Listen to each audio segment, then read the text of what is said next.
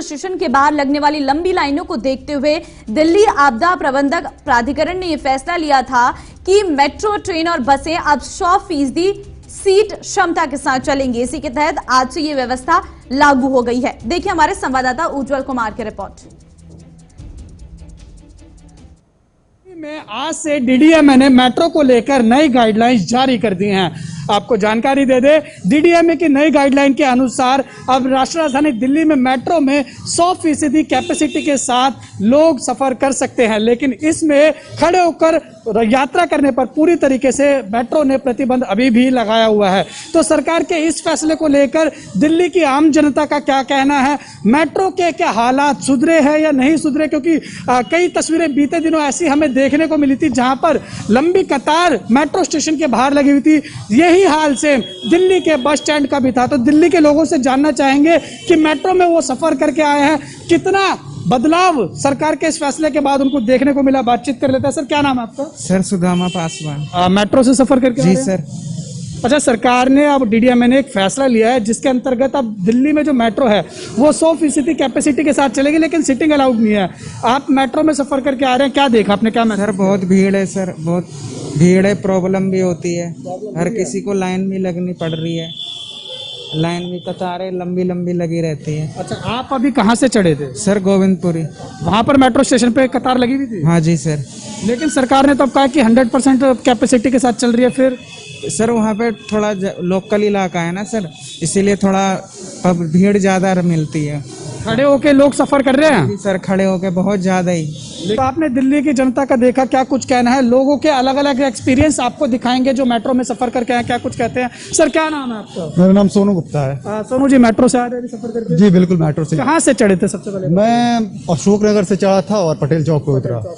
अच्छा, आप ये बताइए, जब वहाँ पर आपने एंट्री करी तो क्या पहले की तरह लंबी कतारें देखने को मिली? नहीं, लंबी कतारें बिल्कुल नहीं मिली, क्योंकि दिल्ली सरकार के आदेशानुसार जो मेट्रो सेवाएं हैं वो पूरी क्षमता के साथ चलेंगी और बस भी क्षमता के साथ चलेंगी। तो कहीं ना कहीं जो पहले जो भीड़ लगती थी, वो जो कतारें हैं वो उसमें कमी आई है। और कई जगह जो पहले के अनुसार यात्री यात्रा कर रहे हैं, तो इसमें जो लंबी कतारें थी और कतार के हिसाब से जो संक्रमण फैलने का जो खतरा था वो कहीं ना कहीं कम होगा, क्योंकि अब कतारें नहीं लगेंगी और लोग ऑर्गेनाइज तरीके से यात्रा कर सकेंगे। अच्छा, आपने ऑर्गेनाइज तरीके से बात की है, तो सरकार ने ये भी कहा है कि मेट्रो में 100% कैपेसिटी के साथ तो चल रही है, लेकिन खड़े होकर यात्रा करने पर प्रतिबंध लगा दिया है। लोग अभी भी खड़े होकर यात्रा कर रहे हैं? बिल्कुल, मैं अगर बताऊं तो मैं खड़े होकर ही आया, क्योंकि बैठने के लिए जगह नहीं थी। क्योंकि अगर आप कर रहे हैं कि बैठने के लिए अगर जगह आप करना चाहते हैं तो आपको एक ऑर्गेनाइज सिस्टम डेवलप करना पड़ेगा और सब में निगरानी रखनी पड़ेगी कि जो यात्री खड़े करके आ रहे हैं वहाँ पे अगर सीट नहीं है तो उनको दूसरे यात्रियों को चढ़ने ना दिया जाए।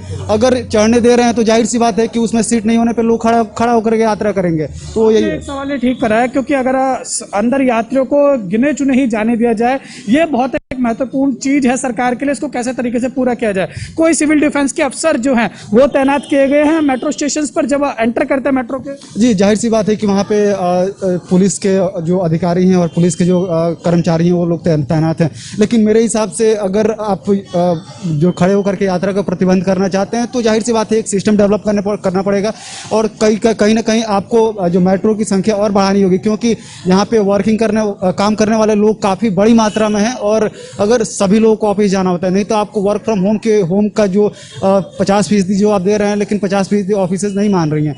आपको एक सिस्टम डेवलप करके सबको वर्क फ्रॉम होम देना होगा, या तो फिर आपको मेट्रो की क्षमता बढ़ानी होगी, जिस कारण से आप जो खड़े होकर जो प्रतिबंध लगाए हैं वो अच्छे तरीके से पालन हो पाएगा। अच्छा, एक चीज अब आप जाते जाते मैं पूछना चाहता हूँ, दिल्ली की जनता है सरकार के इस फैसले को कैसे देखते हैं? और देखिए, इस सरकार के इस फैसले को मैं काफ़ी मतलब अच्छे तरीके से देख रहा हूँ, क्योंकि जो पहले जो भीड़ लगती थी वो कहीं ना कहीं जो उसमें कमी आई है।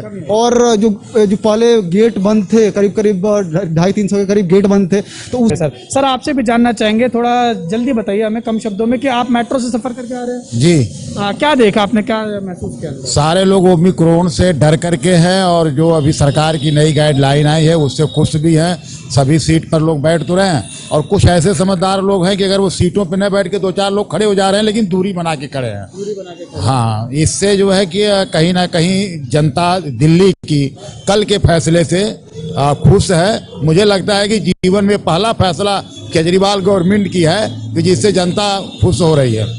ठीक है, बहुत बहुत शुक्रिया सर हमारे साथ बातचीत करने के लिए। तो आपने देखा कि दिल्ली की जनता का क्या कुछ कहना है, सरकार के इस फैसले को जनता कैसे देखती है, ये हमने आपको इस कार्यक्रम के माध्यम से दिखाने की कोशिश की है। बहरहाल अगर हम एक बार आपको फिर से जाते जाते बता दें कि दिल्ली में डीडीएमए ने तकरीबन अब 100% कैपेसिटी के साथ जो है वो मेट्रो रन कर दी है, और मेट्रो स्टेशन के बाहर जो लंबी लंबी कतारें लगती थी उसमें कहीं ना कहीं हमें कमी जो है वो देखने को मिली है। और ये फैसला पूरी तरीके से दिल्ली की बसों पे भी लागू किया जाता है। लेकिन हम आपसे ज़रूर कहेंगे कि अगर आपको आवश्यक काम ना हो तो घर से बाहर मत निकलिए, मास्क पहनिए, सैनिटाइजर ज़रूर कीजिए, सोशल डिस्टेंसिंग का पालन कीजिए, क्योंकि सतर्कता हमारे हाथ में है। JK 24/7